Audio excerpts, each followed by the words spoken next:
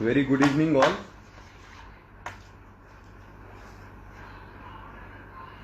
Let people join in.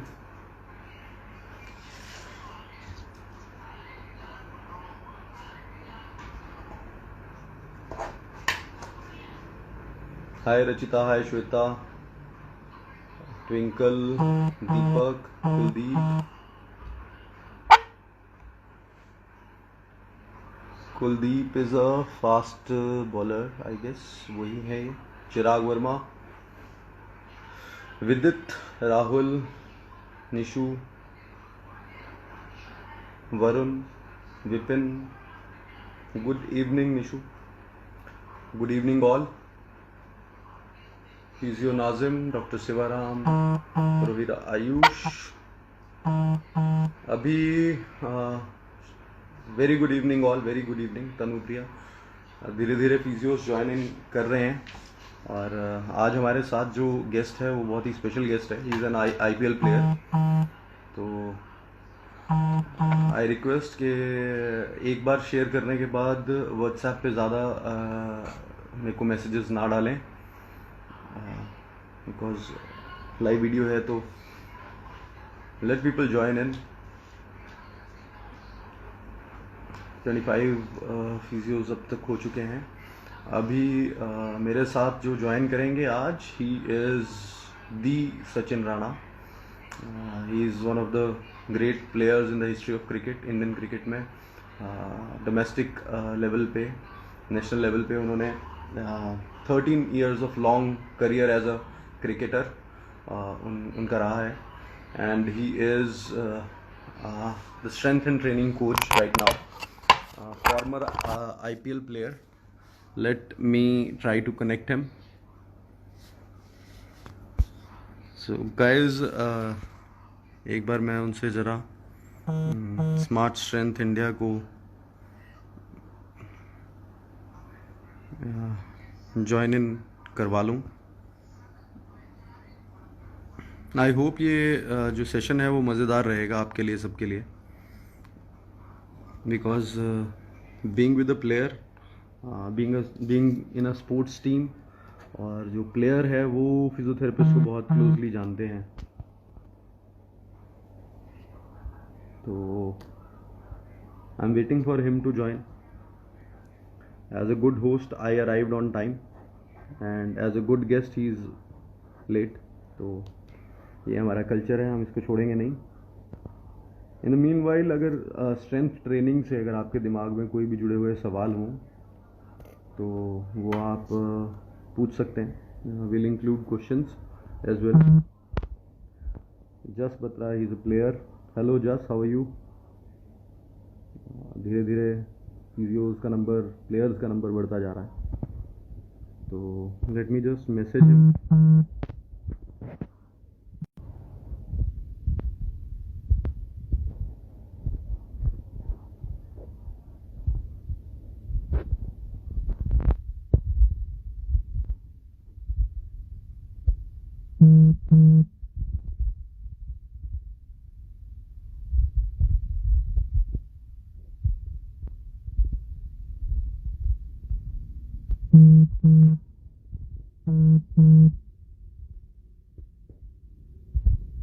He is online right now.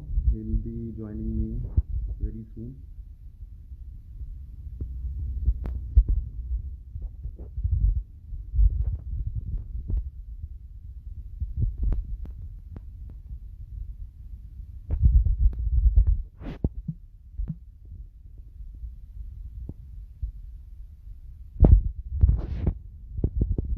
Actually,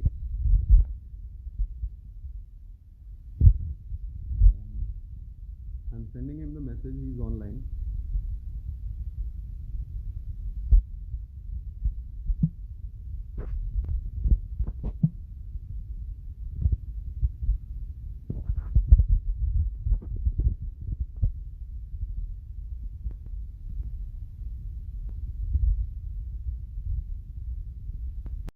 Very soon, within next 1 minute.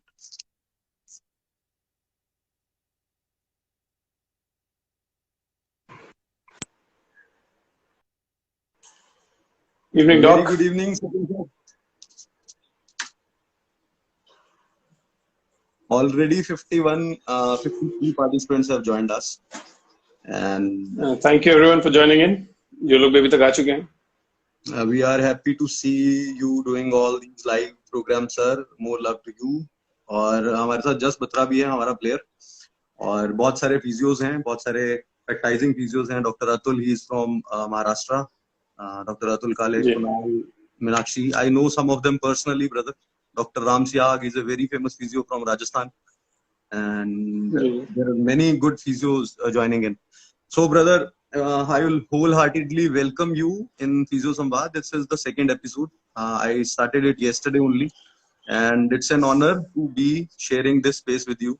आपने बहुत सारा नाम, बहुत सारा हार्डवर्क किया है इन द क्रिकेट फील्ड, और आप फॉर्मर आईपीएल प्लेयर भी हैं. डोमेस्टिक क्रिकेट में आपका बहुत बड़ा नाम है. हरियाणा से आप खेले और बहुत सारी टीमों से आप खेलते रहे हो.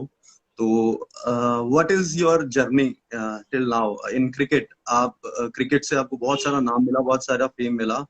So how was the journey like when you started cricket? तो कैसे, कब से ये इंटरेस्ट हुआ कि हाँ मैंने क्रिकेट खेलना, और फॉर्मली कैसे आप क्रिकेट में आए? I just want to know the brief history, because people want to know. क्योंकि 1 लाख के स्टेडियम में, 50,000 के स्टेडियम में वो जो स्ट्रेट का छक्का मारना और उसके बाद वो जो तालियां सुनाई देती हैं, उसकी जो फीलिंग है वो हम सुनना चाहते हैं कि कैसी लगती है वो.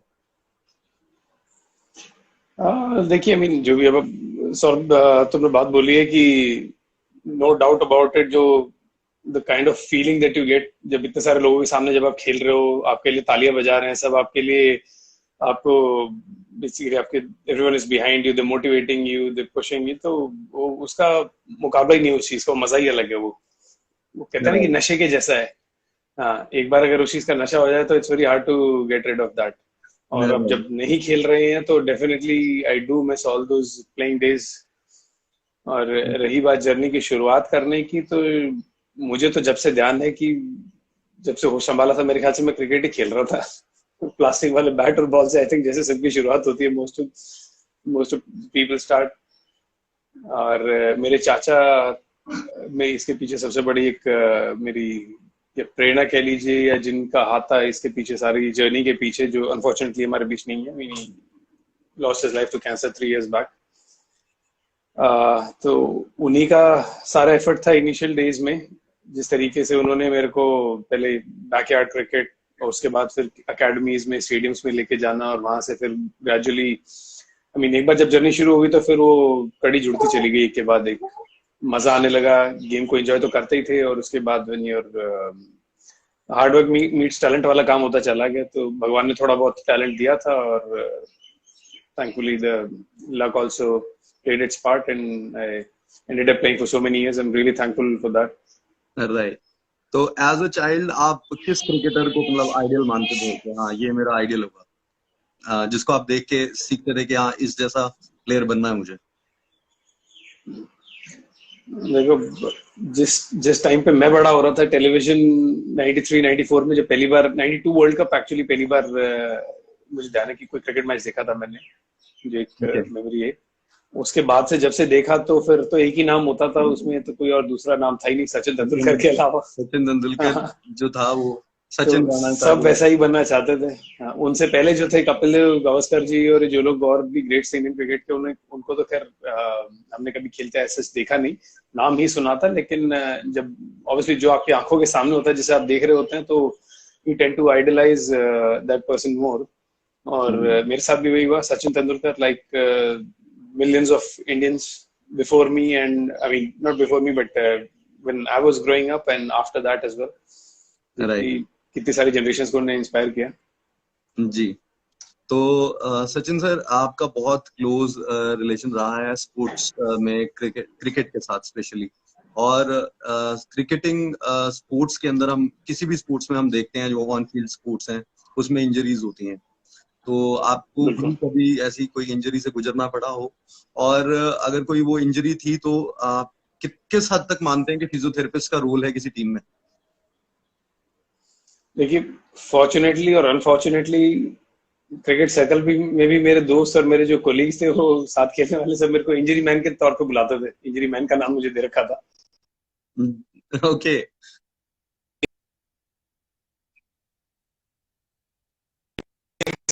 Even if the connection is weak, but we'll connect him again and again. He is शुरुआत में ही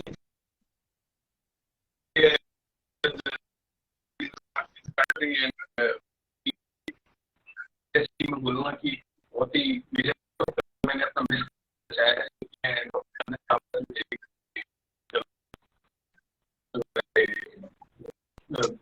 very high regards for him कि जिस तरीके से उन्होंने हेल्प करी है through out the journey and even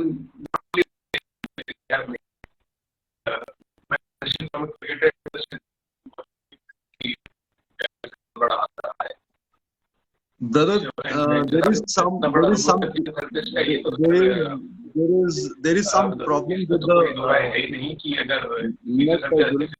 मिलते मैं उस टाइम पे डॉक्टर चंदन का मैंने बोला तो I might my career also. Brother, there is something issue with the net, I guess. आपकी आवाज थोड़ी क्लियर नहीं आ रही है। आवाज मुझे आपकी आपका नेट कनेक्शन प्रॉपर चल रहा है?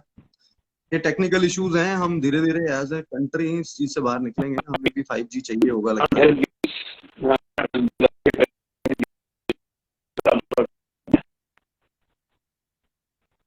Let me try this. अगर हम इसको ब्रदर आप एक बार इसको डिस्कनेक्ट करके दोबारा ज्वाइन कर सकते हैं या देखिए आप is it clear right now? आप जब स्टार्टिंग में ज्वाइन किया था तो इट वाज परफेक्ट। अभी आप कुछ बोलिए। मुझे आपकी आवाज आ रही है क्लियर? बिल्कुल सुनाई दे रही है। अब आपकी आवाज क्लियर आ रही है सर। मुझे बिल्कुल क्लियर आ रहा है आवाज। हाँ जी।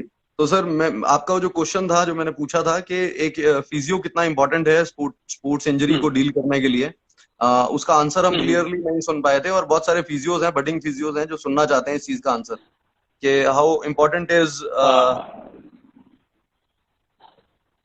फिजियोथेरेपी। जैसे कि मैंने आपको बताया कि जब मैंने अपने करियर की शुरुआत करी थी तो unfortunately I was a person who used to get injured very frequently.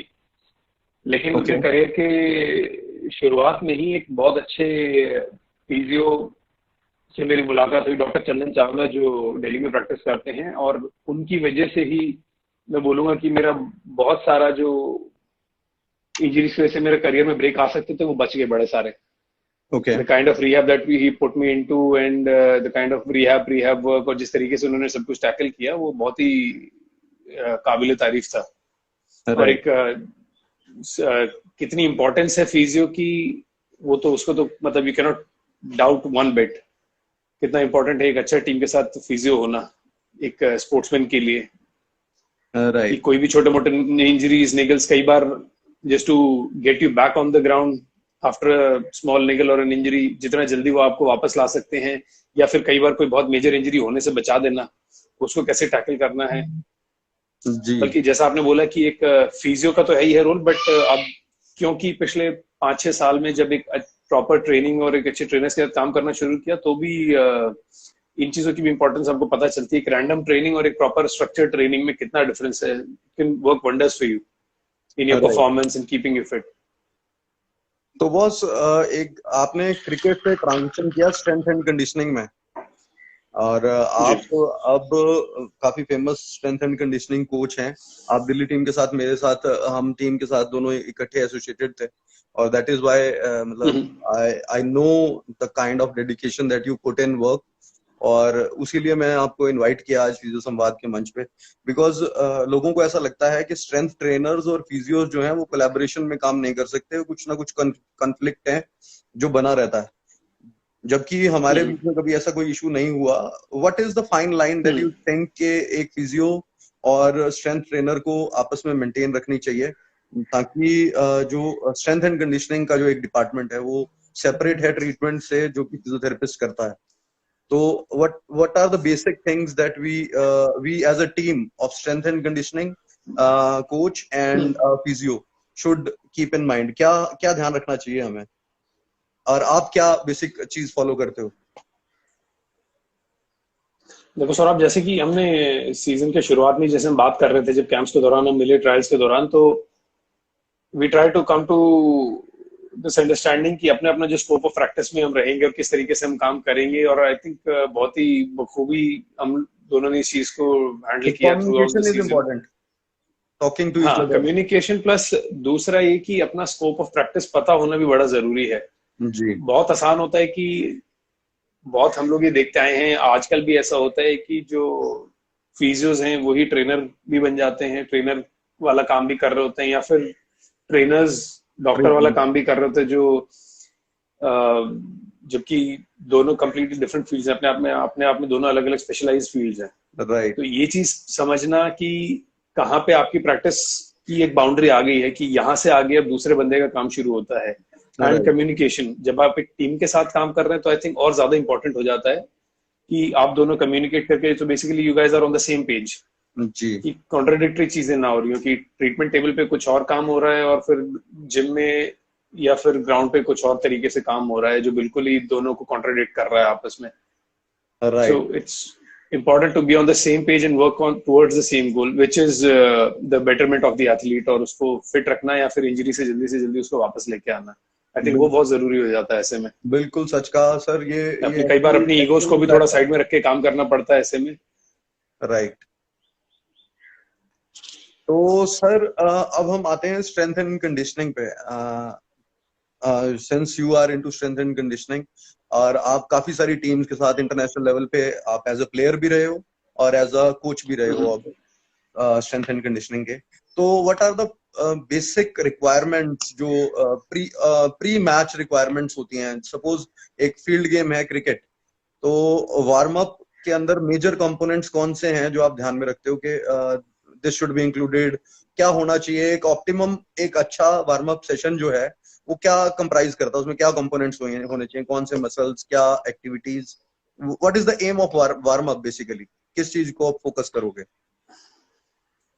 नहीं, अगर बिल्कुल सिंपल टर्म से बोलेंगे तो वार्म अप का सारा जो किस लिए करते हैं हम, उसका जो भी रिक्वायरमेंट क्या है कि आपको उसके लिए, गेम के लिए, उस एक्टिविटी के लिए रेडी करना, ताकि अब जब आप फील्ड में उतरे या कोर्ट पे उतरे तो आप बिल्कुल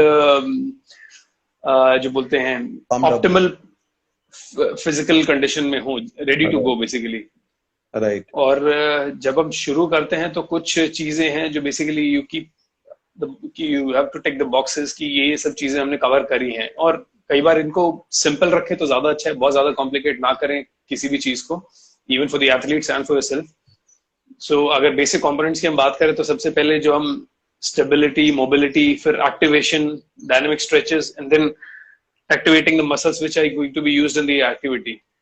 एक जनरल वार्म अप हो जाएगा। फिर उसके बाद जो पोजीशन स्पेसिफिक या गेम स्पेसिफिक, सपोज कोई फास्ट बॉलर है या बैट्समैन है, उनके हिसाब से थोड़ा सा एंड में आप 19-20 ट्वीक करते हैं। सो अगर ये बात करें कि एक पूरी टीम का जैसे वार्म अप करते हैं, उस टाइम कर रहे थे सीजन में, तो about 80% of the warm up I would say used to be almost similar for everyone. उसके बाद जो बचता था एंड में, किसी का कुछ स्पेसिफिक एक्टिवेशन है, किसी का कोई इशू है कहीं पे शरीर में जिसको we have to take care, या we have to work on that part, like कोई पर्टिकुलर मसल को ज्यादा एक्टिवेट करना है या रिलीज करना है या मोबिलिटी करनी है उस चीज की, so, वो चीज फिर आप अलग से उस पर ध्यान देते हैं। But all in all it is important that you keep ticking all the boxes basically, और ग्रेजुअली इंटेंसिटी उस चीज की बढ़ाते जाएं वार्म अप की, ताकि आप जैसा मैंने बोला कि अब जब आप ग्राउंड में जाने वाले हो तो उस टाइम पे आर फुली रेडी। ऐसा ना हो कि जैसे पहले हम देखते थे कि वार्म अप करने के बाद भी जाके 1 ओवर 2 ओवर पहले फिर से वार्म अप करने में लगाते थे। राइट। सो सचिन सर, मैं एक चीज हम फिजियोज भी मानते हैं, आप भी मानते होंगे कि कुछ क्वैकरी है प्रैक्टिस में, स्ट्रेंथ एंड कंडीशनिंग में इंडिया में बहुत ज्यादा है। कुछ लोग जो कि एक्चुअल में ना सर्टिफाइड है, ना कोई उनका बैकग्राउंड है, नॉलेज नहीं है, तो ये लोग हर्ट करते हैं आपके प्रोफेशन को भी और इन टर्न सोसाइटी को भी और फिजियोज को भी। बिकॉज आप जैसे लोग जो कि इस फील्ड को अच्छी तरह से समझते हैं, those who आप जानते होंगे कुछ ऐसे ट्रेनर्स को, those who are not well versed with it, लेकिन फिर भी वो कुछ भी सिखा रहे हैं। तो what is the basic thing that you will suggest the viewers of Physio Samvad ke how to pick good trainers, and what is the importance of having a trainer जिसको सच में extensive knowledge हो muscles की, और ये क्या harm हो सकते हैं क्वैकरी के, और ये जो गलत प्रैक्टिसेस हैं, जैसे हम देखते हैं स्टेरॉयड अब्यूज होता है, कई बार लोग बॉडी बिल्डिंग के लिए उस तरफ बहुत फोकस्ड होते हैं, apart from the sports as well.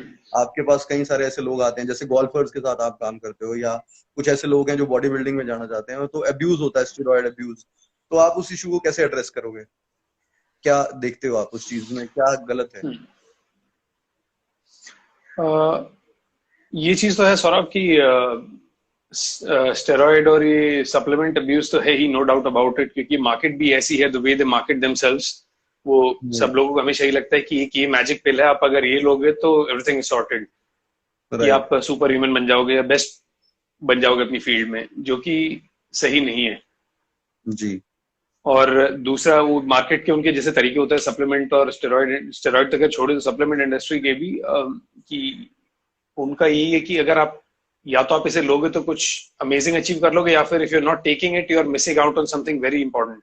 जिस तरीके से वो मार्केट करते हैं, they play with the mind basically, कि डरा के लोगों को, डराने वाला खेल है बेसिकली, कि अगर आप ये नहीं कर रहे हो तो you are missing out on something, और जो लोग आगे निकल रहे हैं आपसे वो सारे ये चीज ले रहे हैं, जबकि ऐसा बिल्कुल भी सही नहीं है। मैं हमेशा अपने एथलीट्स को यही बोलता हूँ कि सबसे पहले आप अपने न्यूट्रिशन पे ध्यान लगाओ।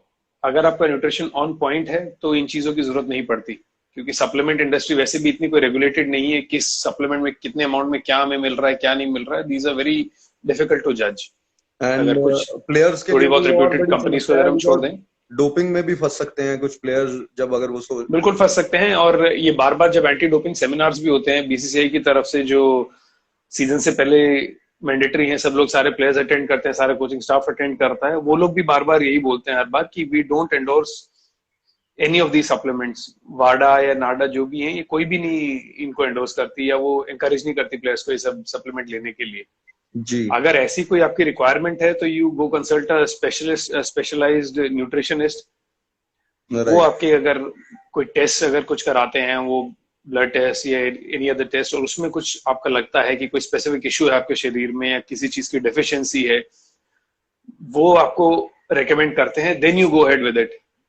बट आंख बंद करके ऐसे कुछ उठा लेना जो कि प्रोटीन और क्रिएटिन और ये सब चीजों का क्रेज लगा रहता है, कि दिखते हैं हम कितनी बार देखते थे सीजन में भी लड़कों के हाथ में वो शेकर में प्रोटीन शेक होता था, ये पता नहीं है क्यों ले रहे हैं बट ले रहे हैं, right, because it has been, क्योंकि बस एक वो वर्ड सबने सुन लिया प्रोटीन, तो ये नहीं पता कब कैसे क्या लेना है, कौन सा लेना है, बस प्रोटीन लेना है हमने, बस पीना है जी। तो ये तो खैर है ही सबसे बड़ा issue, to educate people about these things, right. तो Sachin sir, what is the importance of correct form, जो हम एक्सरसाइजेज में जिसकी बात करते हैं, कि बहुत सारे लोग एक्सरसाइजेज कर रहे हैं आजकल, fitness industry is on a boom because of many factors, कुछ अवेयरनेस हमारे अंदर आ रही है, कुछ लोग मोटिवेट हो रहे हैं अच्छी बॉडीज, अच्छी फिजिक को देख के, या कुछ खुद से हेल्दी रहना चाहते हैं, तो that's which is a good thing. और उसमें लेकिन कुछ एक ड्रॉबैक्स हैं कि जब वो एक्सरसाइजेज कर रहे होते हैं तो जो उनकी फॉर्म फैक्टर है, जो बॉडी का फॉर्म होता है, वो करेक्ट नहीं होता है।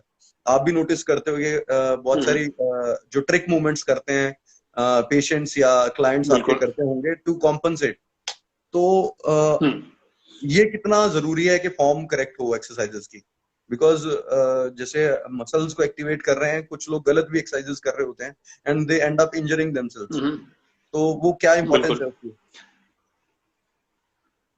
इसका तो देखो इंपॉर्टेंस जितना भी स्ट्रेस कर लो उतना कम है इस चीज के ऊपर। If you are not doing something correct तो might as well not do it, right. ये चीज लोगों को समझनी जरूरी है कि इसीलिए आप एक क्वालिफाइड एक्सपर्ट के साथ आप काम करते हो। इंटरनेट पे देख के आजकल यूट्यूब और गूगल पे सब अवेलेबल है, सब अपने ट्रीटमेंट भी कर सकते हैं, सब अपने ट्रेनिंग भी कर सकते हैं, बड़ी से बड़ी सर्जरी भी आपको मेरे ख्याल से गूगल और इंटरनेट यूट्यूब पे पता चल जाएगी कैसे करनी है, बट उसका मतलब ये नहीं कि आप घर पे अपने आप को खोल के बैठ जाओगे। Same goes with all these things. ऐसा हो सकता है, बहुत possible in the coming times. हमारे पास तो पेशेंट्स आते हैं खुद डायग्नोसिस लेके कि सर हमारी तो डिस्क हिल हाँ, गई है, हमें ये हो गया है, तो अब आप हाँ, हमारा करें हाँ, इलाज। वो अपने आप ही डायग्नोसिस करके ले आते हैं। और मैं आपको ये बता मैंने दूं कि बड़ी अच्छी लॉकडाउन चीज पीरियड किसी में एक सचिन भाई डॉक्टर के सिर्फ क्लिनिक में पढ़ी थी। दो आदमी हैं जो लॉकडाउन पीरियड में हम्म, फेमस हैं यूट्यूब पे, या तो ये ढोकला हाँ। बनाने वाले, और या फिर ये घर पे एक्सरसाइज कराने वाले। तो सब जैसे लोग जब कुक और तक, फिटनेस एक्सपर्ट बन गए हैं लॉकडाउन के दौरान। और ये जो कुक्स और फिटनेस एक्सपर्ट्स हैं, इन्होंने हाँ, आतंक मचाया, और यूट्यूब पे इनके व्यूज इतने ज्यादा हो गए हैं हाँ, कि आप ये बिल्कुल, घर बैठे दे कैन अर्न बुगाटीज। तो मैं चाहता बिल्कुल। हूँ, और वही वही इसीलिए मैंने प्रॉब्लम है कि इसीलिए लोगों को भी मैंने समझना जरूरी फिजियोपॉपुलेशन के है लिए कि आपको बुलाया सर, हाँ, कि हाँ, एटलीस्ट आवर मैं physios, our people should know. जैसा मैं कल तुम्हें बता रहा था कि ये लोगों का भी कमाल है किस तरीके से वो ऑपरेट करते हैं कि मैंने जैसा तुम वो कल एक बता रहा था किस्सा कि 4-6 दिन पहले मैंने कि प्रीति जिंटा का इंस्टाग्राम पे कोई पोस्ट देखा था, उसमें उसने लिखा हुआ था कि a lot of people has been asking me about back pain issues. तो बैक पेन के लिए कौन सी एक्सरसाइज करनी चाहिए? तो अगर आप सोचो प्रीति जिंटा से बैक पेन की एक्सरसाइज पूछ रहे हैं लोग, तो हमारे लोगों का क्या दिमाग चलता है, कैसे क्वेश्चन करते तो ऐसा है फिर बॉस, हम एक्टिंग शुरू हैं। कर देते हैं। तो हाँ, तो और दूसरा ये है कि जो हम अभी इसकी करेक्ट फॉर्म और इन चीजों की बात कर रहे थे, मेरा जैसे इस चीज को लेके क्या होता है, माय टेक इज सबसे पहले प्राइम इंपॉर्टेंस, चाहे वो कोई 10 साल का बच्चा कोई ट्रेन करने आ रहा है मेरे पास या कोई 30 से 40 साल का, first of all I need to get him into the correct positions. जी। अगर वो सही पोजीशन, आप एक बेसिक मूवमेंट ही सही से नहीं कर पा रहे हैं, तो उन पे वेट ऐड करना is all waste of time. तो बेसिकली आप एक क्या बोलेंगे, नींव सही नहीं है तो आप उस पर मंजिल बनाने का कोई फायदा नहीं हो, कभी भी गिर जाएगी अगर नींव ही हल्की यू रखोगे। You work progressively. जैसा, हाँ वही बात है कि बॉडी तो उस काम को करने का तरीका ढूंढ लेगी, जी। लेकिन अगर वो बेस ही सही नहीं है तो फिर कोई फायदा नहीं है। So first of all you develop the उनका स्ट्रेंथ। सही मोटर पैटर्न, उनकी टेक्निक, उसके बाद उस पर फिर आगे बढ़िए धीरे धीरे आप। टॉकिंग ऑफ और ये मोटर। चीज तो है ही कि जो पिछली बार मैं सॉरी उस टाइम उसका जवाब रह गया था कि ये जो बॉडी बिल्डिंग और ये सारी चीजें, मतलब बॉडी बिल्डिंग तो चलो अपने आप में एक स्पोर्ट है, लोग अभी तक फिटनेस की डेफिनेशन उसी को मानते थे। पोस्टर्स जिम में क्या लगे होते थे, सिर्फ बॉडी बिल्डर्स के। जी। अगर आज से मैं बात करूं 5-6 साल 10 साल पहले तक की भी, हर जगह पे सिर्फ फिटनेस का मतलब वही माना बॉस जाता था, अभी लेकिन भी एक्चुअल कई में अगर आप जगह देखो पे सबसे अभी भी अनफिट लोग 80% ही वही क्राउड होते इसी हैं। को फिटनेस मानती है। हाँ, लेकिन सबसे अनफिट लोग ही एक्चुअल में वही होते हैं, body builders.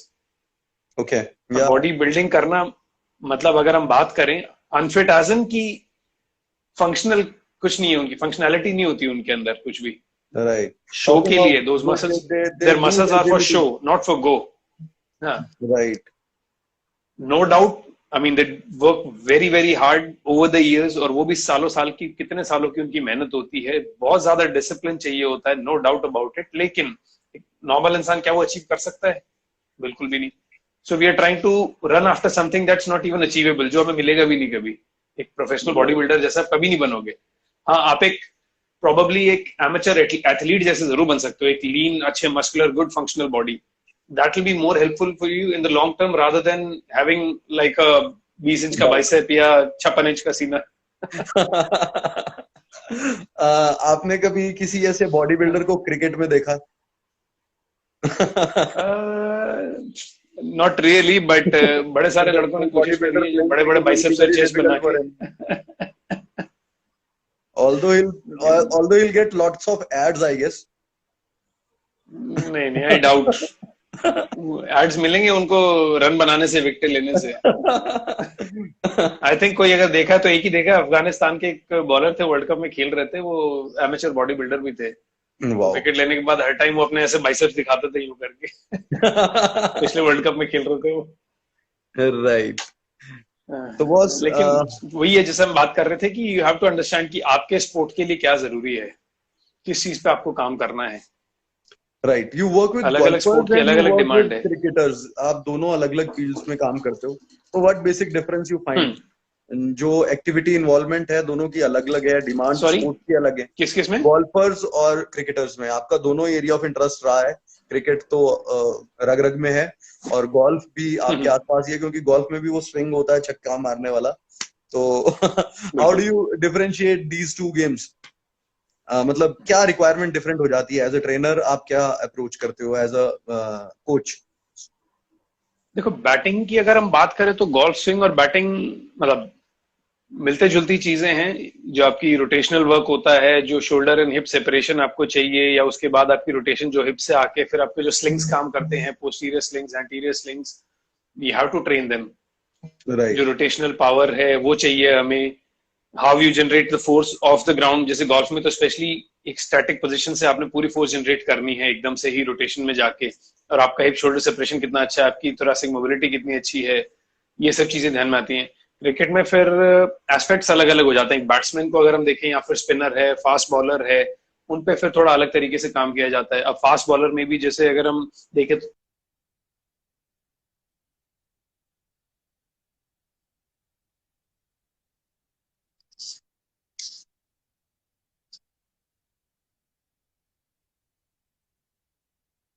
Maybe some connection issues, but we are having a wonderful conversation with him. So I hope you all are liking him. ये सेशन बहुत ही अच्छा जा रहा है। तो आप सारे फिजियोज अगर कोई सवाल पूछे, questions, he'll be joining us very soon. वो दोबारा हम उनको ज्वाइन करवाएंगे। आई होप फिजियो संवाद का जो ये मंच है आपको पसंद आ रहा होगा, और ऐसे ही बात होगी, ऐसे ही प्लेयर्स जो हैं वो आगे लेके जाएंगे जब फिजियोथेरेपिस्ट को, और फिजियोथेरेपी की इंपॉर्टेंस के बारे में डिस्कस करेंगे हम, तभी कुछ होगा। And he is again joining in.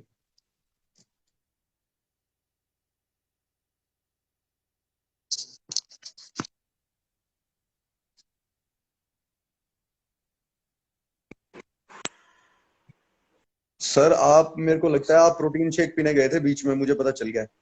हाँ बिल्कुल। My protein shake is my coffee. Yeah I know you are a coffee lover. हम रात के 12 बजे भी कॉफी ढूंढते हुए सड़कों पे पाए गए थे। तो बॉस, अगला सवाल ये है कि हमने वार्म अप की बात करी, उसके कंपोनेंट्स की बात करी। What is the importance of cool down? Cooling down क्या है? ये सवाल और कितने जो हम ये आइस डिप करते हैं, और आपको लगता है कि वो एक प्लेयर के लिए बेनिफिशियल है after a long day? Suppose 90 overs की गेम होती है, उसके बाद जब हम आइस बाथ दिलवाते हैं पेशेंट को, और उसके बाद जो कूलिंग डाउन का जो प्रोसेस होता है, जो हम ब्रीदिंग करवाते हैं, how beneficial it is as a player? आप जानते हैं इस चीज को, और उसके बाद एज अ कोच आपको रिकवरी में कैसा लगता है? What is the importance? देखिए, रिकवरी के लिए भी बड़े सारी मोडालिटीज हैं। कॉन्ट्रास्ट थेरेपी है, आइस बाथ है, कंप्रेशन गारमेंट्स वाला है, मसाज है। बट आई थिंक इवेंचुअली हर चीज पे अब वही है, कितना ही भी आप देखो, हर थोड़े दिन में कोई नई रिसर्च आती है, कोई रिव्यू आता है as such. But I don't think किसी भी एक चीज को लेके बहुत स्ट्रॉन्ग रिसर्च है, या ऐसा कुछ रिजल्ट है कि यही एक परफेक्ट रिकवरी मेथड है। I think it's depends more on the individual कि उनको क्या अच्छा लग रहा है, क्या सूट कर रहा है। कई बार कई सारी चीजें it's more of a psychological thing than an actual physical thing. So I think it comes down to the individual actually, क्योंकि जैसे हम सीजन में भी मतलब तूने देखा था कि क्या करते थे हम उसमें, मतलब we didn't force anyone to be कि भाई सबने ही आइस बात करना है। जैसे कई बार होता था पहले हमारी टीम्स में भी, ट्रेनर या फिजियो सबको लाइन में लगा देते कि चलो सब आइस बात में। सारी भेड़ बकरियां लाइन लगा के खड़ी होती थी आइस बात में जाने के लिए, किक करके। राइट। लेकिन more of an individual approach उसमें। हाँ, more of an individual approach. और ये भी फिर आई थिंक उस पे क्या बोल रहा था मैं, सॉरी, कितना वर्कलोड हुआ है, क्या हुआ है, उस पे भी डिपेंड करता है। अब अगर कोई किसी ने पूरे दिन कुछ किया ही नहीं, कोई बैट्समैन आउट हो गया है, हार्डली 6-8 बॉलें खेल के आउट हो गया है, राइट, हाँ, उसको आप कुछ आइस बात करा रहे हो, कुछ करा रहे हो, doesn't make sense. That he has done on the field, तो उसके ऊपर डिपेंडेंट करेगा ये। And then there was a question, उसको हम लेते हैं। What is the what's the field physio do if any joint dislocate in the match? He treat him or refer him? What's your suggestion about it? ये तो मेरे से सवाल आया है सर, ये फिजियो से रिलेटेड है, तो let me answer. कि अगर हाँ, फील्ड फिजियो क्या करेगा अगर जॉइंट डिसलोकेशन हो गई है। अगर जॉइंट डिसलोकेशन हो गई है तो डिपेंड करता है कि उस पेशेंट को सबसे पहले हम medical field, sports is for enjoyment, तो मेडिकल ट्रीटमेंट जो है वो किसी भी प्लेयर हेल्थ से ज्यादा इंपॉर्टेंट कुछ भी नहीं है। अगर वो प्लेयर फिट और हेल्दी रहेगा, अगर he is able to continue the match किसी भी सिचुएशन में, वो डिपेंड करता है एक्सटेंट ऑफ इंजरी के ऊपर। अगर वो हम्म, ऑन फील्ड असेसमेंट के ऊपर है, क्लिनिकल रीजनिंग है उसके ऊपर, रिस्क वर्सेस रिवॉर्ड्स हैं कि अगर रिस्क बहुत ज्यादा है और रिवॉर्ड बिल्कुल नहीं है, तो अगर player is in any threat, तो हम उसको लेके जाते हैं मेडिकल ट्रीटमेंट की तरफ। अगर हम इस चीज को ऑन फील्ड असेस करते हैं कि that the player is in a condition to continue, and sometimes very rarely it happens कि लास्ट ओवर है मैच का और 3 रन चाहिए, आपका बहुत अच्छा बैट्समैन है वो इंजर हो जाए, तो आपको वो 2 बॉलें अगर निकालनी है तो प्लेयर जो फिजियो है उसका एम रहेगा कि वो 2 बॉलें जो है उस प्लेयर को खिला दी जाए। तो depends upon the condition of the match, depends upon the extent of injury, लेकिन जो प्रायोरिटी है वो तो हमेशा पेशेंट जो प्लेयर की हेल्थ है वो ही सबसे पहले देखेगा कोई भी फिजियो। तो आई होप आई आंसर्ड। और ये बहुत ही सब्जेक्टिव चीज है, हर इंजरी अलग अलग तरह की है। तो आप जानते ही हैं सर, सचिन सर, कुछ चीजें ऐसी भी हुई हैं हिस्ट्री ऑफ क्रिकेट में, जैसे मार्क बाउचर की एक बार आंख पे इंजरी हुई थी and he came into bat, या फिर वो अनिल कुंबले जी के सिर पे चोट लगी हुई थी, हमने उनको बैटिंग करते हुए बिल्कुल देखा था। तो बिल्कुल। आपने देखा है ये, ऐसा आपके साथ भी हुआ होगा कभी ना कभी कि इंजर्ड हैं, किसी जगह चोट है लेकिन टीम इस सिचुएशन में है कि आपको खेलना है। Have you experience this? हाँ हाँ, बिल्कुल हुआ है ऐसा। तो तो वो on क्या quite a फीलिंग few है, occasions, what is so that feeling that जैसे कि keeps a player going? Sorry. So what is this feeling that keeps a player going? क्या होता है वो? एक तो ऑब्वियसली जुनून तो होता ही है खेलने के लिए, और जो जिसे हम बात करें सबसे इंपॉर्टेंट फिर हो जाता है मैच की हार जीत, राइट। कि मैच आपका कहाँ टिका हुआ है, कितना इंपॉर्टेंट मैच। ऑब्वियसली अगर कोई प्रैक्टिस गेम खेल रहे हैं आप, तो you won't take any chances, उसमें तो हल्का फुल्का कोई निकल भी होता है तो यू पुल बैक की चलो भाई कोई बात नहीं, लेट्स टेक अ ब्रेक। या कोई प्रॉब्ली जैसे बात करो कि कोई पहला मैच है टूर्नामेंट का, लीग मैच है, कोई ज्यादा फर्क नहीं पड़ता, इजी स्टेज पे है मैच तो भी चल जाता है। But obviously if you talk about a semifinal और अ फाइनल, मैच फंसा हुआ है, इंपॉर्टेंट स्टेज है, प्लेयर भी इंपॉर्टेंट है टीम का, फिर आप देखते हो कि as a physio I think it will be coach और फिजियो का ज्यादा इंपॉर्टेंट इसमें, और उस पर खुद प्लेयर का ज्यादा इंपॉर्टेंट रोल होगा कि क्या डिसीजन लिया जाता है, whether he is able to, he will be able to play और नॉट, और किस स्टेज पे उसको कैसे यूटिलाइज किया जाएगा to do as less of damage to him as possible, या कभी कभी वो भी नहीं देखा जाता, राइट। और I think you just focus on the result actually. Joshi का सवाल आया है, remember the back spasm you had. बहुत ही सीवियर बैक स्पैज्म था वो। ओके, तो क्या था वो? हम पिच अब पे आपने आधी सी ही स्टोरी शेयर की है, तो अब ये पूरा सवाल का आंसर भी दे दिया जाए सर। 2012 की बात है, वनडे के बाद नॉर्थ जोन के वनडे मैचेस खत्म हुए थे, और मतलब मेरा बड़ा अच्छा सीजन जा रहा था, was the top scorer in the north zone, और फिर उसके बाद दिलीप ट्रॉफी और देवदत्त ट्रॉफी और आईपीएल होने वाली थी उसकी प्रिपरेशन में। तो me being employed with air India, तो हमारी एयर इंडिया टीम की प्रैक्टिस हो रही थी। तो प्रैक्टिस सेशन में टुवर्ड्स द एंड आखिरी कुछ बॉलों में ऐसे ही कुछ कुछ ट्राई कर रहे थे, I played a sweep shot to one of the bowlers, और मेरी बैट में बहुत ही सीवियर स्पैज्म आया था, मतलब ऐसा मैंने कभी नहीं एक्सपीरियंस किया।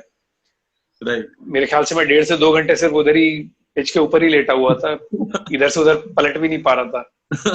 आइस पैक रखा गया, मुझे पेन किलर दी गई, उसके बाद गाड़ी को ग्राउंड पे लाए, 3 लोगों ने मेरे को उठा के आगे वाली सीट लेटा के उस पर लेटाया, फिर घर पे ऐसे ही छोड़ के गए, 3 लोगों ने मुझे हेल्प करी, ऊपर बेड पे लेटा के छोड़ के, 2 दिन तक ऐसे ही लेटा हुआ था मैं बेड पे। It was the worst pain experience that you had.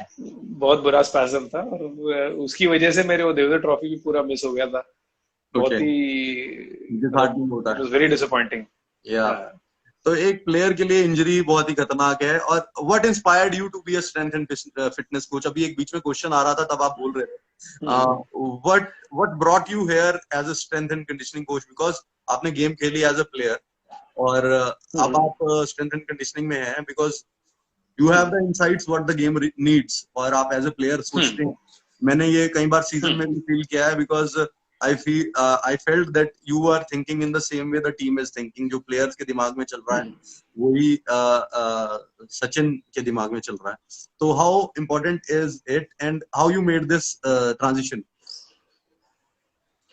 देखो रही बात तो कि प्लेयर्स के साथ सोच मिलना ये सब करना, कई बार वो तो होता है कि you try and see the situation की मैच में क्या चल रहा है. कई बार इट्स कॉमन सेंस, कई बार इट्स योर इंट्यूशन, क्योंकि आपने इतना खेला होता है, इतना गेम देखा, इतना खेला है, 24-25 साल आप खेले हो, इस गेम में रहे हो बिल्कुल, तो you get a sense of things कि भाई क्या हो सकता है या यहाँ से क्या लग रहा है आपको आगे होता हुआ. दूसरी टीम की स्ट्रेंथ वीकनेस देखते हो, अपनी टीम की स्ट्रेंथ वीकनेस देखते हो, तो कई बार ये सब चीजें इस तरीके से जो कहते हैं ना कि एक्सपीरियंस के साथ आती हैं, तो आई थिंक वो वाला काम ज्यादा हो जाता है. आपकी खुद की भी गेम सेंस कैसी है, हाउ डू रीड इट, वो भी इम्पोर्टेंट हो जाता है. But what inspired me to become a strength and conditioning was कि हमेशा से ही मेरा इंटरेस्ट इसमें रहा था, फिटनेस में. इवन आई थिंक जब इंडिया में ये कॉन्सेप्ट नहीं था प्रोफेशनल तरीके से फिटनेस करने का या अपने ट्रेनर्स होने का, मैं 2002 में मेरे पास अपना पर्सनल ट्रेनर होता था, जब इस चीज का नाम इस बारे में किसी ने सुना भी नहीं होगा. बट उसके अलावा one of my friend introduce me to the gym culture. हम गांव में रहते थे, वहां पे जिम जाते थे, बट उस टाइम पे obviously it was more of जब स्कूल जा रहे हैं तो to look good and pump the muscle, सब बेसिकली वो वाला काम ज्यादा होता था. जो भी दिल में आया वो कर रहे हैं, इधर उधर से देख के कर रहे हैं, वही बॉडी बिल्डर्स वाली पिक्चर्स देख के. लेकिन जैसे जैसे खेलते गए, जर्नी चलती गई, तो इतना लंबा करियर हुआ, बहुत सारे जगह पे ट्रैवल किया, बाहर देशों में भी जाके खेले, आईपीएल में भी खेले, बेस्ट ट्रेनर्स के साथ भी काम करा, बेस्ट डॉक्टर्स के साथ काम करा, इंटरनेशनल प्लेयर्स को भी देखा. तो फिर आप रियलाइज करते हो इसकी इंपॉर्टेंस, और always being interested in this field. Training में तो इन लोगों से बात करना, उनके व्यूज लेना, शेयर करना उनसे बातें, तो हमेशा से ही इंटरेस्ट था इस चीज का. तो आई थिंक वो फिर वो ग्रो ही करता चला गया. और अभी जैसे मैं अगर बात करूं, 2014 में मैं आरसीबी के लिए लास्ट खेला था, जब तक मैं रेगुलर खेल ही रहा था. 2015 में I had episode off shoulder dislocation, जो कि काफी टाइम से 10-12 साल से मेरे को शोल्डर मेरा परेशान कर ही रहा था. बट उस टाइम पे आगे कुछ ज्यादा ही खराब हो गया, so I had to get a shoulder surgery done. वो ठीक होने के बाद मैं वो सीजन खेला, बट फिर नेक्स्ट सीजन के लिए जब तैयार हो रहा था तो मेरा फिर एसीएल टूट गया था. तो 2 साल में बैक टू बैक 2 सर्जरीज और इतना लंबा रिहैब पीरियड. पहले 4-5 महीने शोल्डर के लग गए, फिर ऑलमोस्ट 10-11 महीने नी के लग गए, और वो भी आके ऑलमोस्ट 33-34 की एज में. आपका आई थिंक एक इन अ प्रोफेशनल स्पोर्ट ये बहुत लंबा टाइम फ्रेम हो जाता है, तो you fall back a little bit, क्योंकि टीम्स भी they start looking at the younger players, new options. Right. या तो एज आपके साइड हो, आप probably you are into your early 20s or something like that, तो आपकी रिकवरी भी बेटर कर सकते हो, जल्दी आ सकते हो, और आपका पूरा करियर आगे पड़ा होता है. आई मीन ऐसा नहीं बोलूंगा कि मेरे मोटिवेशन की कमी थी, but I think somewhere the teams and the management they move on. Right. अभी एक क्वेश्चन आया है प्रोफेशनल स्पोर्ट. हां जयंत, एक क्वेश्चन आया है. जयंत यादव हमारे फॉर्मर इंडियन टीम के जो प्लेयर हैं, जो टेस्ट मैच में सेंचुरी बनाई थी इंग्लैंड के अगेंस्ट, उन्होंने ज्वाइन किया है. मैं भी very heartiest welcome sir, Jain sir, welcome to the stage. और आज हमारे साथ सचिन सर हैं, तो हमें आपको यहाँ देखकर बहुत खुशी हो रही है. Thank you for messaging. अभी हमारे साथ एक क्वेश्चन आया boss, does every sports person prioritise their physio और नॉट? क्या फिजियोथेरेपिस्ट की बात सुनता है एक स्पोर्ट्स पर्सन? ये वही बात हो गई. अभी तो सबके लिए तो एक जनरल आंसर नहीं दे सकते कि सब लोग सुनते हैं नहीं सुनते हैं. ये तो हमने देखा है कि लोग तो ट्रेनर की भी या कोच की भी बात नहीं सुनते हैं अच्छे से. तो सारे फिजियो की बात सुन रहे हैं, कैसे हो सकता है? या मतलब ये इंडिविजुअल के ऊपर डिपेंडेंट होता है. Definitely it's a personal repo building basically. Player के साथ कैसी रेपो है किसी एक ट्रेनर की या किसी एक फिजियो की, तो वो इंडिविजुअल स्पेसिफिक हो सकती है. बिल्कुल. बट जनरलाइज्ड ओपिनियंस तो डेफिनेटली क्लोजली फिजियोज हो, ट्रेनर्स हो, सारी बात हम जो है वो हमारी कैपेबिलिटीज के ऊपर भी है, हम सुना सकते हैं या नहीं, because players will only listen to those who they feel like listening to, otherwise वो नहीं सुनेंगे किसी को. बिल्कुल. तो तो boss, any memorable moment from your journey of IPL or the cricket, कोई एक इंस्टेंस जो आपको भूलता नहीं है, कोई भी एक? ऐसे तो सौरभ इतने साल आप खेलते हो तो बड़ी सारी मेमोरीज बनती चली जाती हैं। ओके, तो from the IPL. Obviously IPL का देखो, ऑब्वियसली एक तो just to be a part of that tournament was itself a memorable thing, जी। कि आप वहां पे रहे, आपने वो पूरा एटमॉस्फेयर जिया, वो सारा देखा है अंदर से कि कैसे होता है, क्या सब चलता है, तो that itself is a fantastic thing to experience. Boss, I want to, but एक वो जो छक्का जो हमने आज, वो 6 था, मैं वो उसी भी के मैंने, बारे में मैं बोलना चाह रहा था। तो ऐसा कुछ नहीं कि मैंने कोई बहुत ही कमाल करे हैं आईपीएल में लेकिन ये जरूर है कि that was one of the occasions की बॉस ये चांस की हम्बलनेस बात है कहाँ से वो। आती है, कहाँ से लेके आते हो हम्बलनेस? 4 टीमों में रह लिए यार, इतने हम्बल आप साउंड करते हो, क्या चक्कर है वैसे नहीं सचिन वो भाई, ये ठीक है, कहाँ आई से? मीन ये आई एम गुण रियली कैसे लिया थैंकफुल टू जाए? All I those want to I want to be teams like की। I want to be like this, मतलब ये मैंने आपको पहले भी बोला था कि सॉल्ट एंड पेपर लुक जब मेरी आ जाएगी, हाँ ये 33 बिल्कुल 34 को जब मैं हिट करूंगा और उसके बाद मैं ये ऐसी बात करनी शुरू करूंगा, तो I will be lucky. But ये ह्यूमिलिटी है, ये बिकॉज मैं सारे फिजियोज को बताता हूँ कि he is such a nice human being. मैं मैंने पूरे सीजन में देखा है इनको, apart from his work of doing with the team, जो उनकी ट्रेनिंग सेशंस हैं या पंक्चुअलिटी से जो वार्म अप्स हैं या कूल डाउन्स हैं या टीम के साथ जो बिहेवियर है, that is important for a sports area. वो इम्पोर्टेंट रहता है, इम्पोर्टेंट कंपोनेंट है, बिकॉज प्लेयर्स को फील होना चाहिए कि दे आर लिसन टू। और दूसरी चीज जो मैंने सचिन सर के बारे में देखी है, वो है ही is always having a book in his hand. तो as a trainer he is always putting efforts to learn more. और बॉस, मैं आपसे एक इंपॉर्टेंट चीज पूछना चाहूंगा, जो कि जिसके ऊपर हम अक्सर बात करते थे, eccentric isometrics, because this is very new concept, इसके बारे में हम ज्यादा बात नहीं करते हैं। तो आप प्लीज थोड़ा सा इसके ऊपर लाइट डालिए कि इसेंट्रिक आइसोमेट्रिक्स को आप कैसे यूज करते हो ट्रेनिंग में? देख सौरभ, जैसे मैंने उस टाइम सीजन के दौरान में डिस्कस करी थी ये बात है, कुछ रिसेंटली कुछ टाइम पहले ही मैं जस्ट मतलब ये इसके बारे में थोड़ा पता चला मेरे को, इस ट्रेनिंग टेक्निक के बारे में, एंड सीम्ड लिटिल एक्साइटिंग कि I wanted to research a little bit more on this, कि कैसे होता है, क्या है सारा, how does it work. So सारा कॉन्सेप्ट क्या है कि इसमें you work on the eccentric part very consciously, like in a slow controlled manner. Usually हम लोग क्या करते हैं कि जब ट्रेनिंग में हम सिर्फ सारा कॉन्सेंट्रिक पे फोकस करते हैं कि बस अगर हम स्क्वाट की हम बात करें तो हम बस फट से नीचे गए और ऊपर आने पे ज्यादा ध्यान लगाते हैं। बट है क्या कि उस टाइम पे फिर क्या करा हमने, we just let the weight and the gravity do its job.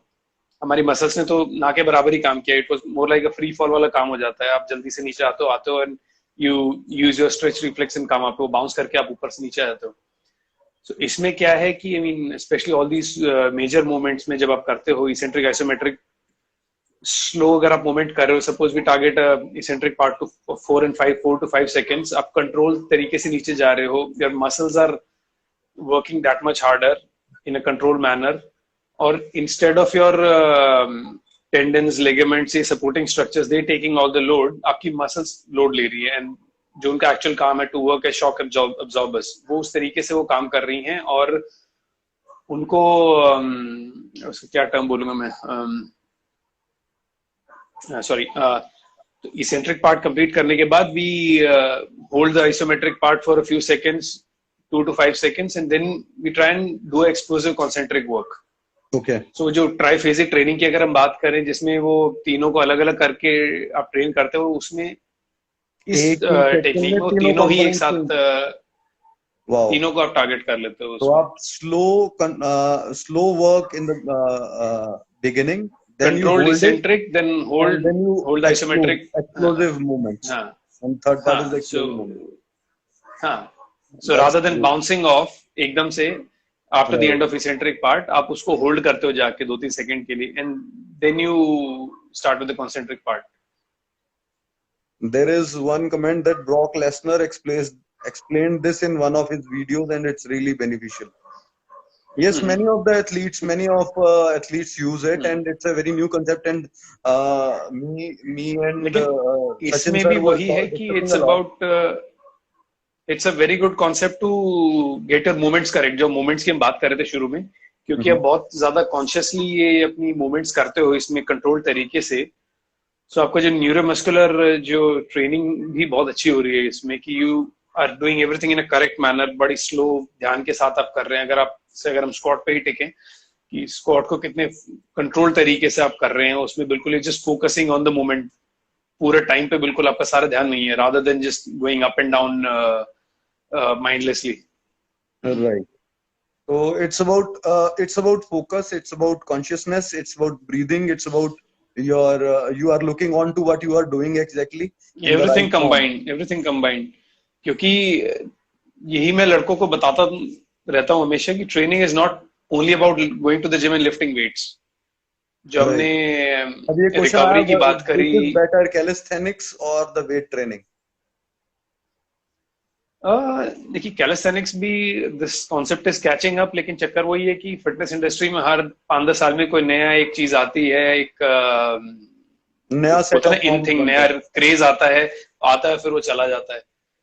Right. But the strength training thing, I mean strength training part, ये जो एक्चुअली में lifting weights has been around for a while, proven results हैं इन चीजों के। So ideally तो I mean there is no harm in trying and adding a few new things to your training. कई बार अपने आप को इंटरेस्टेड रखने के लिए भी आप बीच में अगर आप you can switch over to these types of training, लेकिन वही है कि आप ये भी ध्यान रखो कि ऐसा भी कुछ मत करो कि वो कैलिस्थेनिक्स के नाम पे आप या कोई और ट्रेनिंग के नाम पे कि ऐसा कुछ कर रहे हो जो आप बाकी अपनी ट्रेनिंग को कॉन्ट्राडिक्ट कर रहे हो सारी।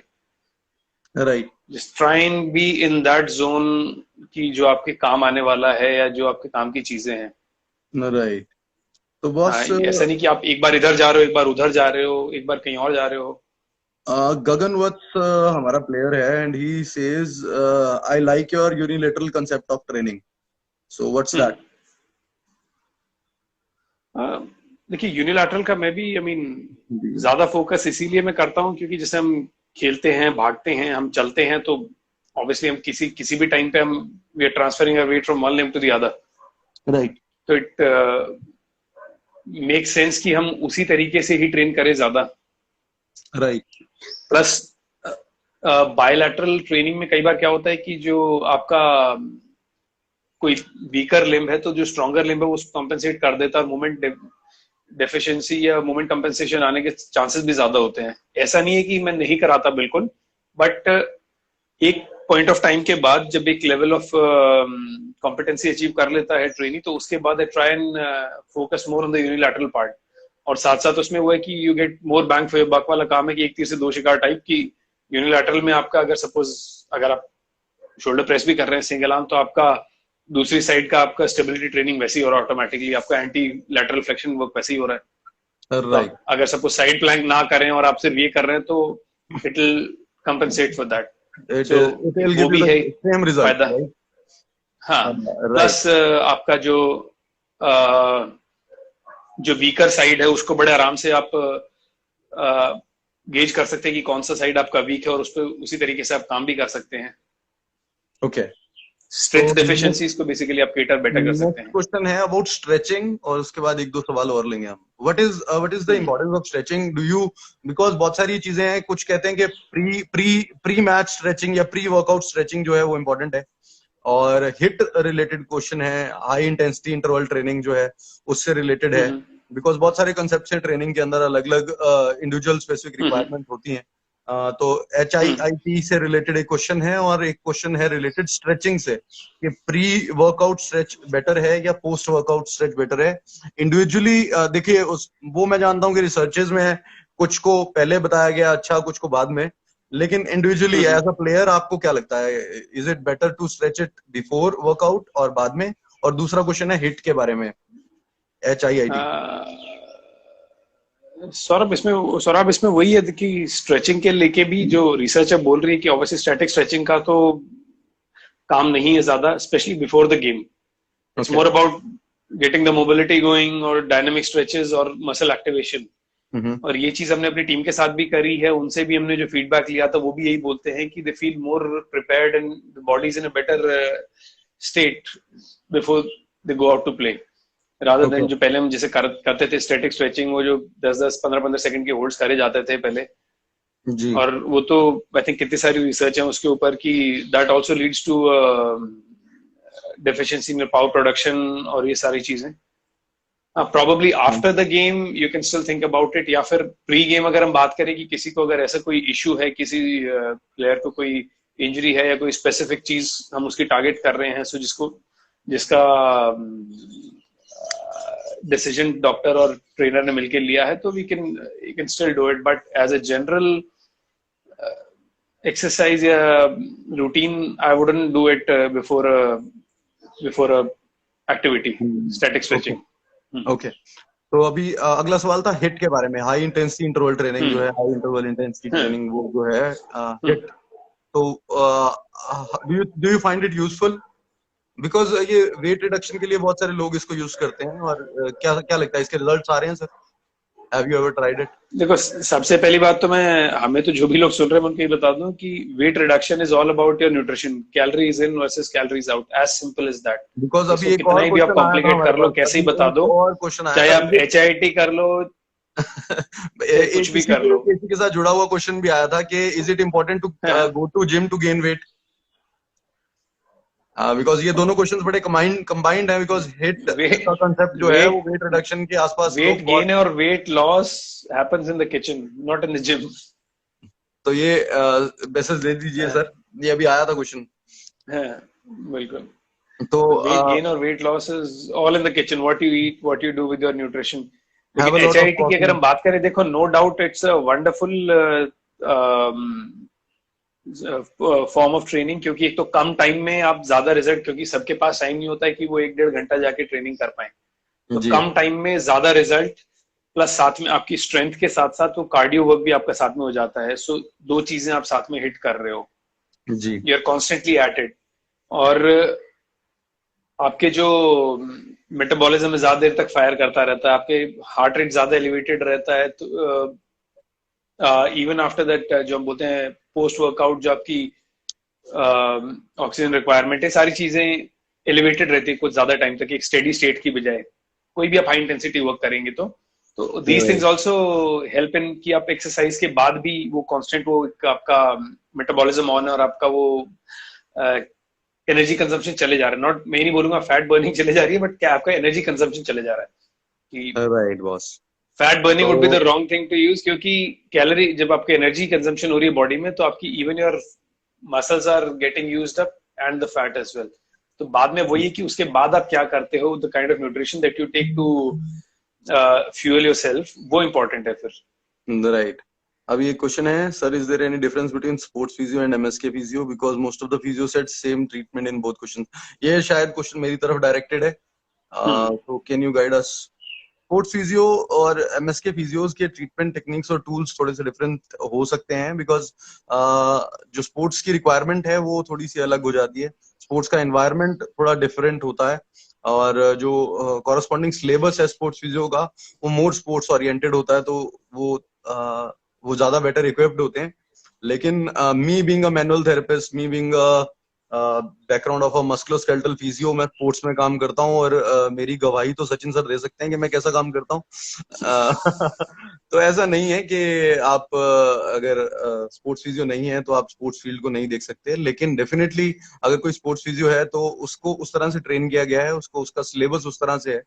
But I have been lucky enough to be working with the sports team from the very beginning, और जब मैं ऑस्ट्रेलिया में था तो मैं स्पोर्ट्स टीम के साथ वहां पे भी एसोसिएटेड रहा, तो I had plenty of experience exposure before, तो इस वजह से मैं आया। अभी एक क्वेश्चन और आया है सर सप्लीमेंट्स को लेके, PEDs और supplements abuse, what are your thoughts? हाँ, वो हम बात कर चुके हैं Pranay, we are against it. जो सप्लीमेंट्स का जो अब्यूज है वो नहीं होना चाहिए, और उसके बहुत ड्रास्टिक इफेक्ट्स हैं। Really good clarifications, really good, and I don't know, इनका नाम बहुत ही लंबा है but I can not read it. Sir what is the muscle and mind connection concept? or it is just a combination of words? ये भी mind muscle connection की जब बात करते हैं तो ये होता है कि जब आप एक्सरसाइज बॉस आप बॉस करते बॉस, हैं तो सॉरी टू इंटरप्ट, अभी 20 सेकंड बाद अगर ये वीडियो कट डिस्कनेक्ट होती है, इसका मतलब हमें 1 घंटे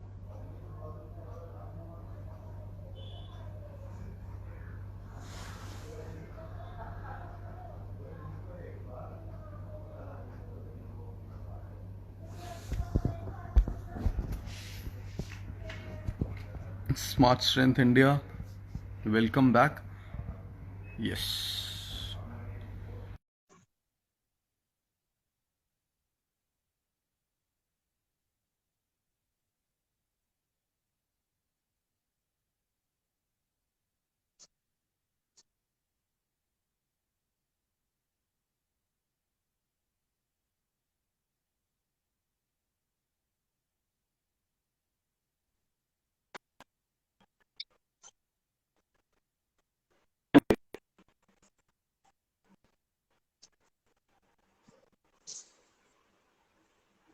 he is joining in again.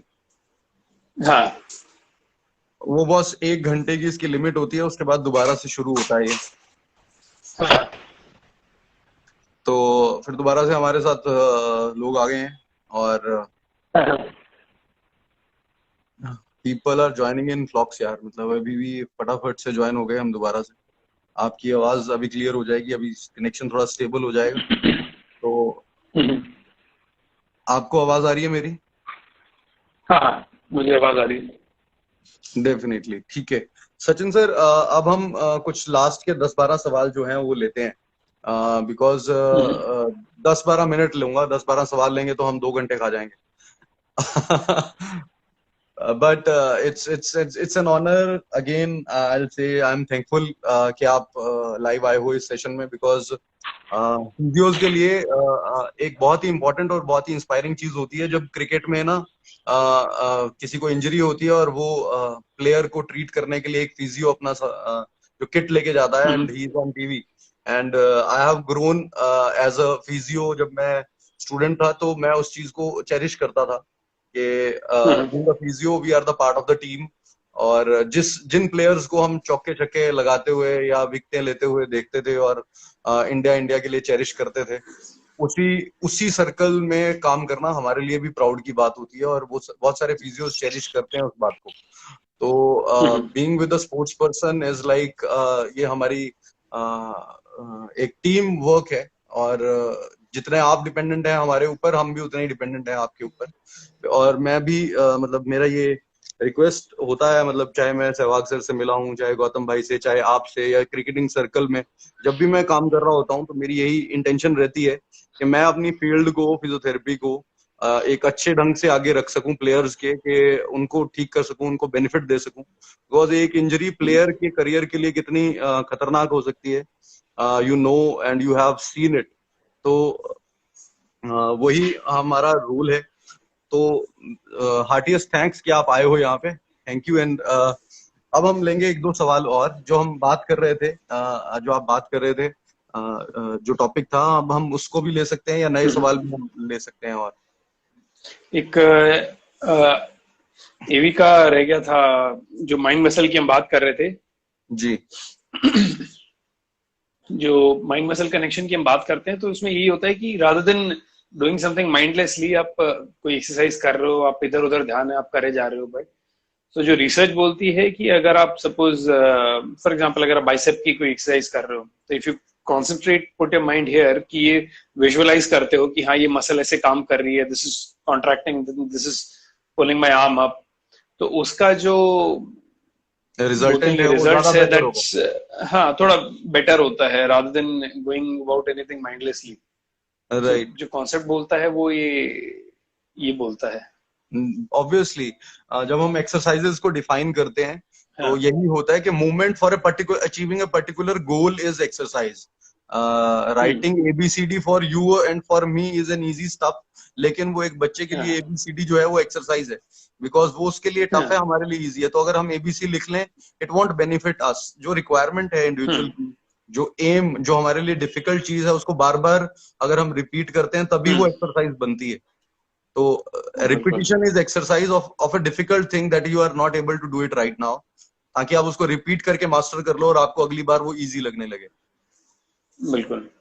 तो बॉस एक चीज आप बताइए कि एक्सेलरेशन या डिसेलरेशन कहाँ पे ज्यादा आपको लगता है कि इंजरी के चांसेस ज्यादा होते हैं, और उसको हम कैसे कोप अप कर सकते हैं ट्रेनिंग और स्ट्रेंथ में? What is the most common, is it the acceleration injury और द डिसेलरेशन वंस? किस में ज्यादा इंजरी होने के चांसेस होते हैं?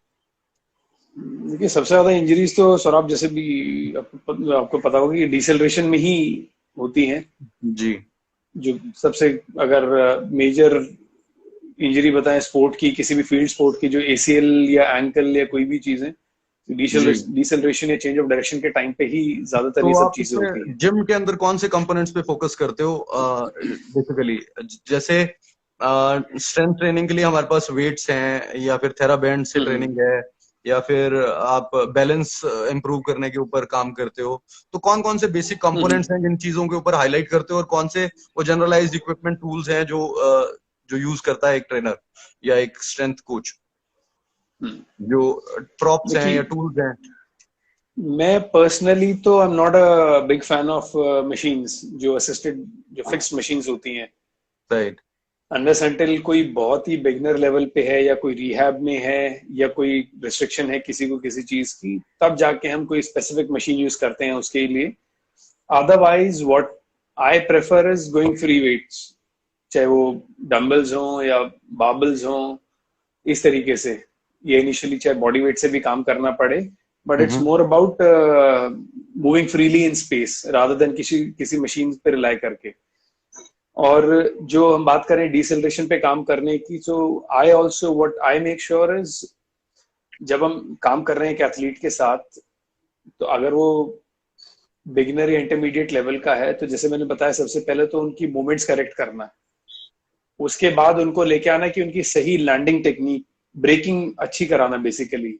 सो राइट। ब्रेकिंग उसमें सबसे पहले कैसे आ जाएगा, अगर हम फिर से वापस स्क्वाट पे जाएं, कि अगर आप इसेंट्रिक आइसोमेट्रिक्स को मैं फिर से एक बार मेंशन करना चाहूंगा, अगर आप अच्छे स्लो कंट्रोल मूवमेंट से वो कर रहे हैं, आपकी फॉर्म एकदम करेक्ट है, तो लैंडिंग के टाइम पे क्या है, we jump and land, we go into a squat position.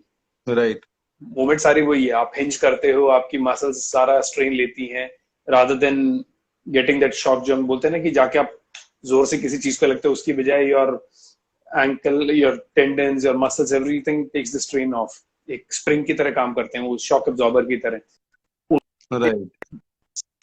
करना, फिर सॉफ्ट लैंडिंग्स पे आना, उसके बाद को side to side probably bounce, hops, ये सब चीजें, इस तरीके से उसको धीरे धीरे बढ़ाते चले जाना, प्रोग्रेशन में, स्टडी प्रोग्रेशन में काम करते जाना, स्ट्रेंथ के साथ साथ प्लायोमेट्रिक राइट। और ये सारी ट्रेनिंग के साथ। इसमें भी, प्लायोमेट्रिक में भी ये कि अलग अलग कॉन्सेप्ट्स हैं, कि शॉक एब्जॉर्बन एक पावर प्रोडक्शन, और उसके बाद रिफ्लेक्टिव है हमारा, राइट।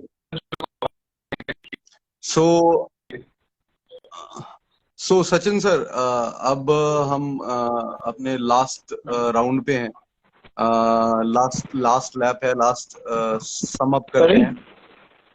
हम सम अप कर रहे हैं अब अपना आज का जो टॉक शो है।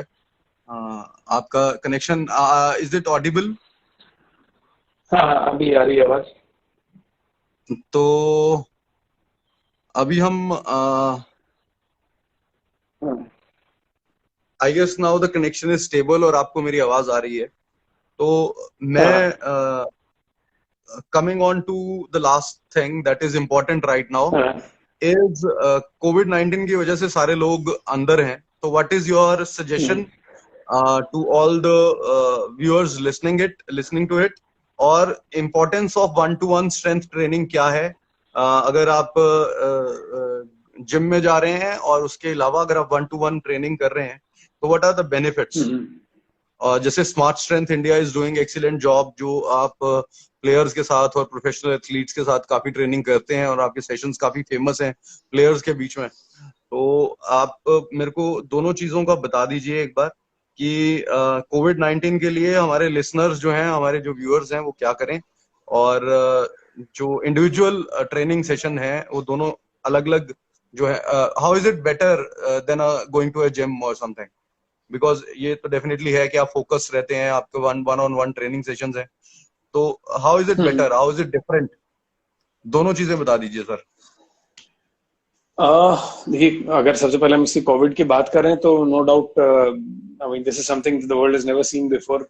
एक बड़ी अजीब सी सिचुएशन में सब लोग हैं। तो अब तो खैर इतना लंबा टाइम हो चुका है, बट आगे भी नहीं पता कैसे होने वाला, क्या होने वाला है। But this is going to be a norm for a while कि थोड़ा सा आप बच के ही चल रहे हो जनता से। तो ऐसे में अगर आप ट्रेनिंग की भी हम बात करें, suppose if the gym and fitness facilities are not open for the next at least 1 or 2 months, तो सबसे अच्छी चीज यही है कि आप घर में भी अगर आप बैठे हैं तो try and do something at least every day, like any form of movement for 15 minutes to 30 minutes, जितना भी आप कर सकते हैं, जितना आपका टाइम अलाउ करता है।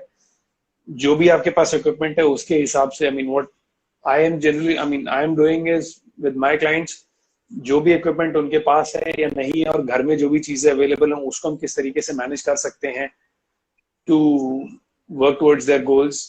और ऐसे में I think it will be more about, एक जो बिगिनर है उसके लिए तो हम फिर भी कुछ अचीव कर सकते हैं, बट फॉर इंटरमीडिएट और an advance athlete it will be more about maintaining that level and not regress. Right, progression वाली बात हम बाद में आएंगे, we'll have to wait for the things to get better, but right now apart from the beginners it will be more about maintaining those fitness levels. Right. और अगर general population की भी अगर हम बात करें तो कार्डियोवास्कुलर हेल्थ के लिए चलना फिरना बहुत जरूरी है, क्योंकि घर से बाहर आप जा नहीं सकते, तो at least activities like stair climbing 10 times a day, और ये just mild increasing your heart rate so that your muscles get the proper oxygenation। और कुछ नहीं तो बेसिक अगर आप कर सकते हैं तो हाई नी मार्चेस और arm movements, low impact activities. अगर आप जंपिंग जैक्सन ये सारी चीजें नहीं कर सकते तो लो इम्पैक्ट एक्टिविटीज में आ जाएगा ये। राइट, घर में ही आप उठ के 5-5 मिनट के दिन में 4-5 बार आप चक्कर लगा लो। राइट, कुछ ना कुछ करने का तरीका अगर इच्छा हो तो निकल ही आता है, करो तो। राइट। So और जो Sachin sir, one-on-one apart from training, so much of knowledge, I have always seen you away from the social medias or the highlights. What's the reason? You want to hide the knowledge, or you are not a tech savvy person? Hide तो मैं सौरभ ऐसा भी नहीं है कि I am the know all person कि मैं सबको कुछ बता दूं। I am still learning. ये तो नेवर एंडिंग लर्निंग प्रोसेस है इस फील्ड में तो। बट ये है कि हाँ, I'm a little, I mean, I'm not too much into posting stuff. I'm slowly and steadily learning. अब धीरे-धीरे।